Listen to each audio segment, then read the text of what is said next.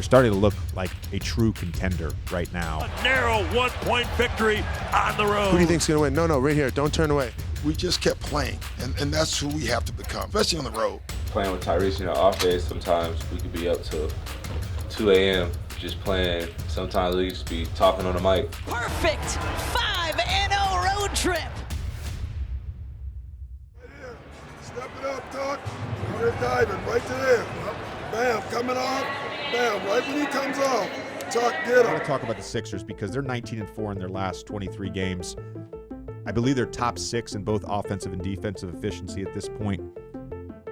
Just 2 games back in the loss column of the Boston Celtics in the Eastern Conference. They're starting to look like a true contender right now. Yeah. Not only in the East, but to win it all. Gotta get a good shot here. Anything going to the basket would be ideal. James behind the back to Joel. Fading and hitting. Sixers retake the lead. I'm not letting you take this off.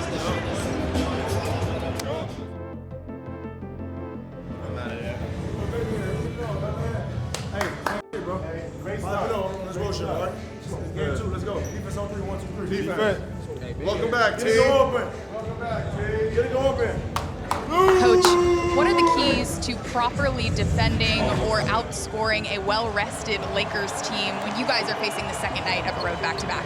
Yeah, it's a tougher deal, but everybody's got to go through it. You want to come out and be in attack mode. We have a confident team. We feel good about ourselves. And so come out and establish the way you want to play. And maybe you sub a little bit earlier to keep that energy going. But then, just start strong and finish faster in the second half.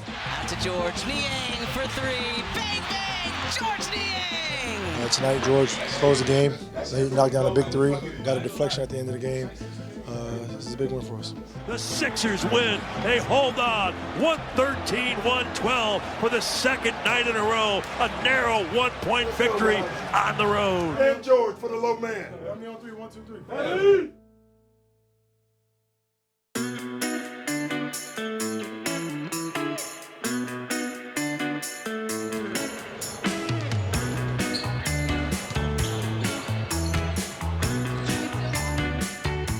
Something about LA.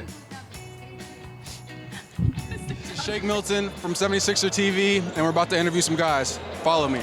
So how important is it to be around a group of guys with such good team chemistry? How does that play into winning? Shake and bake, I think it's extremely important because one thing with this group is everybody cares for each other and everybody's extremely competitive with each other and then with the other team as well. So I think that really helps us go into games of that competitive nature and that camaraderie to go out there and win games with each other. So typically in games, I have a great seat in viewing it, but you have a way and this ability to get extremely hot, extremely fast, and you score in bunches. What do you attribute that ability to? So this one guy that they called a microwave. So in my rookie year, I did a lot of watching, not a lot of playing. And he did the same thing. And I remember him telling me, my time will come. And now that every time I go on those little scoring bursts, I see him every time clapping for me and encouraging me, and sometimes in the game with me, feeding me. So, all I can say is I really appreciate him for that. How about that? None like no other. Joel Embiid, tell us what goes through the mind of Joel Embiid when he's getting buckets. Wait, are you guys going to post this? No, hell no, don't say nothing. Georges, I'm here with Georges Niang, Yeah, that's me. one of the best three-point shooters in the NBA, hands down. First. I didn't say it, he did. See, George, what does it feel like to get hot in the games and to have the rim feel that it's, as big as the ocean? Oh, Shake feels that, every game. We up Shake Milton, a.k.a. the microwave. But, it's a tremendous feeling, just knowing that every shot's going to go in and hoping that, tonight's going to be that night. We have the Husky himself. Hey, pal, Sixers are playing the Clippers tonight. Who do you think's going to win? No, right here. Don't turn away.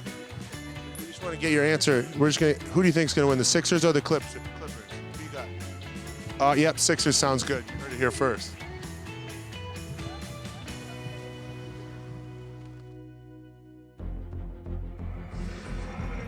Two games in the books on this 5-game Western Conference road trip, and thanks to some great late-game defense, all 2 wins in the books. Encouraging signs, especially on the road, knowing that your defense has traveled with you, even in games where for the 4 quarters. Our bench was fantastic tonight. You look at our bench and you see plus 23, plus 18, plus 12, plus 10. It's what we were talking about before the game. Sometimes we let those 5 guys play. And I just think Shake and Tyrese have something good going, and they played off of each other really well tonight. I think now, into this different role, I look at how the game's going, like when I go in, so I can see like the kind of flow of the game. They start coming back on their little run. I was telling like the bench mob, me, George, Shake, it's going to be a big stint from us in the third quarter. It's going to be very important that we go out here and try to build this lead or get the lead back. And that's what we went out there and did. They really are good. The record doesn't say that, but I'm telling you they're good. And we just kept playing, and that's who we have to become. We can't get frazzled when teams make runs at you, especially on the road, and that was good. How about this crew, though? How about this crew? 3-0 to start this 5-game West Coast road trip. Well, just wishing it would have been too much to ask for, but the 76ers handling their business. We say, man.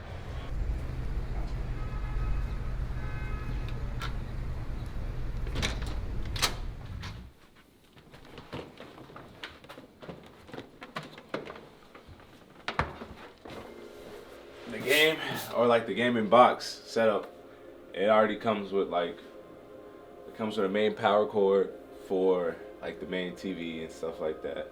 Like all this is built in, and then it comes with an HDMI to connect, obviously, and then pretty much all you need is your controller and your power cord to your PlayStation. You plug it in, pretty quick setup, and boom.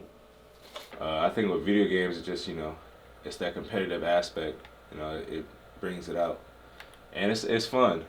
It's fun to have, to play games and stuff like that, especially against your friends. Here, I usually get like Apex, FIFA. I play 2K, and then like 2K and Madden. I like the new Call of Duty. I do. Warzone, the Rebirth, but probably mainly Apex. When I was first kind of getting to the team and like getting to, moving to my house and stuff and got on the game, just playing with Tyrese, off days sometimes, we could be up till 2 a.m. just playing. Sometimes we could just be talking on the mic. So, you can meet sometimes, you can meet other people's friends, you can meet other people's families on the games because that's what they be playing with. So, I think it's a great way. It's, it's kind of like sometimes, I want to put like girls talking in group text, but like, you know what I mean? It's kind of like that. Like you get to talk to your homeboys, play, joke around, mess around and stuff like that. So, yeah. Anthony Melton's second in the association, and he's got another one there. Joel back to James, over to D'Anthony, squares up and knocks down. Now stop or procrastinate, that's why I'm making the moves that I made. I put it all on the line till I get what I want, I'm not taking a break. Hustle so hard that I lost track of time cause I am too busy. We're missing guys, they're on a back-to-back. It's just who's gonna hold on to the rope longer, and we made plays and timely stops down the stretch, and like you said, it's unfortunate they were on a back-to-back. It was unfortunate we were missing, 2 All-Stars. But, I think, like I said, we have a resilient group that, just goes out there and puts it all out there. From 21 down to a perfect 5-0 road trip. Tyrese Maxey with a game-high 32 points. And without Joel Embiid or James Harden, Montrez, Maxey and company rally from 21 down to beat the Kings here in Sacramento, 129-127. Which team do you think, as we head into the second half of the season, is the biggest threat to Boston and Milwaukee in the Eastern Conference? Well, I'm going to say the Philadelphia 76ers. At least that's what I want to see, because you've got Joel Embiid, who I consider to be the best big man in basketball. You look at James Harden and the way that he's been playing, it's going to be really, really interesting to see what the Philadelphia 76ers do. They've won 3 straight up. But in the end, I think when you got a big man as sensational as Joel Embiid, consider he goes on a monster-style run, I think that's a team that has the potential to really knock off anybody.